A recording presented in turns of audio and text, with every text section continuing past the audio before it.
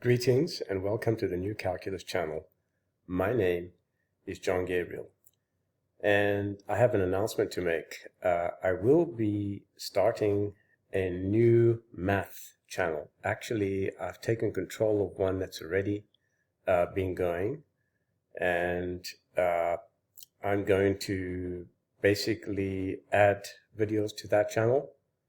And also, I want to let you know that I'm going to be introducing a course, a 10-year math course, which will take you right from the beginning of the foundations of mathematics, including the introductory philosophy, and all the way through to advanced calculus, things like surface integrals, flux, and even beyond that, if I'm still alive, because as you all know, I have lung issues, and I do now have help from another young man who is very smart, and he will be helping me produce further videos and helping me design this course. So I just wanted to make that announcement and let you know about it. And I am positive, even though I know that I may start this work, but not finish it. So let's begin with the introduction. Now, the math channel that I mentioned earlier was this one here. It's called the new math channel, and the first video was Introduction and Nomenon, which was produced by this young man here. Now, he's obviously far better looking than I am and has a far nicer voice, but that's because he's 40 years younger. Well, never mind. He'd be better looking than I am in any case. Now, let me not waffle and ramble on. And he was going to continue producing his videos, but he decided for some reason to opt out. So I'm going to be adding more videos to this channel. This channel is going to be completely free from foul language and views that are not suitable for children and young adults. In other words, this channel will be focused on producing high quality content without the invective and any other criticism or what have you. So, with that in mind, let me tell you what I wanted to discuss with you today. You know, most mainstream academics have never understood what the elements are about. You may say, well, that's a far-stretched comment, but it isn't really. And I'll explain, and you'll see why in a moment. Now, to understand the elements, you need a little bit of philosophy, not a little bit, well, quite a bit, before you begin to study the elements, simply due to the fact that the concepts in the elements are derived philosophically. And so why didn't Euclid spend time writing down the philosophy? Well, if he did, it would have been a major task. I can assure you that. There would have been maybe another 13 books, the 13 books of the elements of philosophy. But the ancient Greeks were natural-born philosophers, as is almost any Greek today. You could joke that it's part of our genetic makeup, okay? So he didn't think it important enough, or he didn't have time to do it, so he didn't do it. And this is what came before the 5 requirements, not the 5 postulates that the majority of humanity has not understood, not the 5 axioms, because there are no axioms in sound mathematics, okay? And you can derive everything from nothing, just as any other intelligent being, which is not human, or whatever it might be, can derive the same concepts. And now I'm going to go over this in both Greek and English, because I'm trying to improve my Greek. So concept and nomenon in Greek is enia και noumenon. In any rational study, theories are inevitably based on concepts, and Webster Dictionary states that a concept is something conceived in the mind, okay? This means that this definition is not one of the best. And what is something, right? What is something? What does conceived mean? What is a mind? And so for those who are Greek, you can spend time reading that. I'll just read the first one. Σε κάθε ορθολογική σκέψη, η μελέτη, οι θεωρίες βασίζονται αναπόφευκτα σε έννοιες. Okay, and that means in any rational study, theories are inevitably based on concepts. Okay, right. And the next part of this is that a concept is awareness that is produced in the brain of a being which is capable of realizing or producing knowledge. There are two kinds of concepts.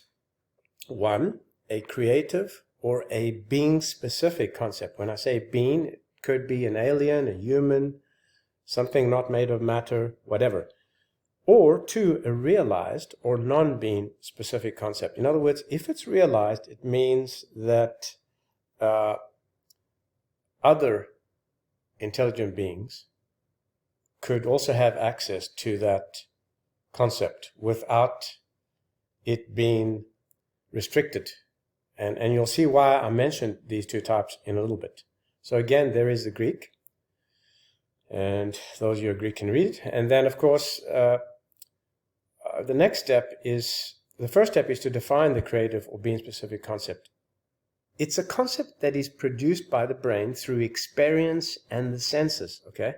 That's what a creative or being-specific concept is. Two, it's realized or non-being-specific concept if it is learned from others, okay? In other words, if somebody comes up to you and tells you something that you didn't know, and it's a concept, obviously, it's based on concepts, it's knowledge or a unit of knowledge, then it must be realized because you didn't produce it, okay? So, excuse me. Then after that, we need to define what is a nomenon. Okay, so a nomenon is a well-formed concept that may or may not have been realized. In other words, it exists independently of any intelligent being. Okay, and we can talk about what it means to be well-formed, but I'm not going to do it in this video because I've written an entire article to which I'll place a link for you, and you can read it. To be well-formed, a concept must be realized from rational thinking. Okay, so in other words, there are certain concepts that can be created which cannot be realized by other rational thinking beings if they're thinking rationally. If they're thinking irrationally, anything is possible. But remember, the premise here is that we're thinking logically and rationally. So, and what that means is that if you make a deduction or an assumption that turns out to be true, or turns out to be a part of your theory, rather, then you won't have later on a contradiction or something that does not tie in with the rest of the theory. So very little has been written on well-formed concepts, and even so, the same is not meaningful. To know how to form a well-formed concept, or to know how to determine a well-formed concept, you need to study my article or my free ebook, because I have a section on it in my free ebook. The free ebook is really just a collection of papers I wrote. Not all of them, but the ones that constitute an introduction to the new calculus. Okay? So if I were you, I would read that document. And why is this important? Because in the Elements, Euclid bases his requirements on knowledge that has been gleaned from thinking philosophically.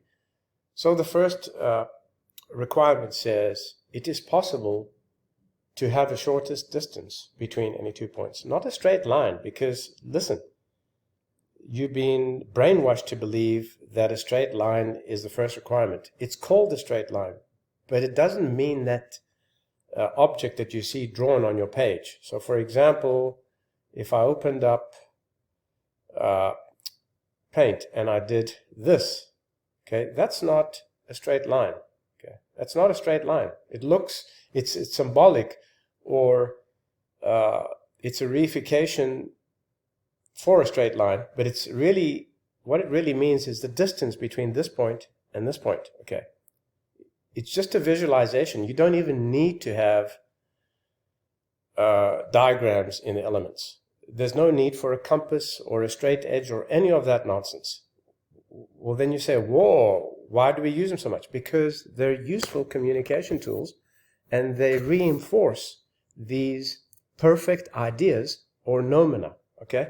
They reinforce these ideas and help us to understand them better. So similarly, this is not a circle, okay, even though it looks like a circle. This is not a triangle, right, etc. These are just objects that are used to communicate these perfect ideas. So the first requirement says that a shortest distance is possible between any 2 points, and there is no other distance between 2 points that satisfies this requirement. So for example, you could have many other distances like this from one point to the other, or like that, or whatever, okay? Doesn't matter. But only one of these distances is the shortest distance. That's how the ancient Greeks began to think about these things, okay? Because in a void universe, it's very hard to start off with nothing. And I'll also place a link to my article, There Are No Axioms and Postulates, which shows you how the Greeks arrived at this knowledge. Okay, so I would strongly advise that you study it and learn it carefully. Because in order to understand mathematics, you need to know how the Greeks stumbled onto this knowledge. Okay, so I will not place a link to this article, this presentation, because it's going to be part of a course which requires you to pay for the information. But there will be more, and once the course is complete, it will go public, and I'll let you know about it. It'll probably be a while before we, and I say we because I now have somebody helping me, before we reach a stage where that will be possible. So I hope you've enjoyed the short video, and that you will continue to follow me as I expound these things on my YouTube channel, and also on this new math channel, because the new math channel will be kid-friendly and teenager-friendly. Okay, in other words, I'm going to refrain from criticizing the highly stupid academics in the mainstream mathematics community, and I will just stick to the facts and ignore the rest. In fact, I won't be doing the presenting because I'm not as good looking as the person who will be doing it. And sadly enough, if one isn't good looking or has a slight squint or whatever, people tend to be put off by that. And it would be a great shame, because what I have to share with this world is of great value. In fact, there is no price you can actually place on what I'm going to be sharing with you. I haven't shared a lot of this information before, and now I'm telling you why. Incidentally, there are Greek professors who agree with me with respect to what I've just told you in this video. They shall remain nameless to protect them from being persecuted by their fellow Greek professional idiots. Okay? And so I can still use invective here because I'm not on a new math channel. And that's going to be it for this presentation. I'm John Gabriel, and this is a new calculus channel. Till next time, folks, goodbye.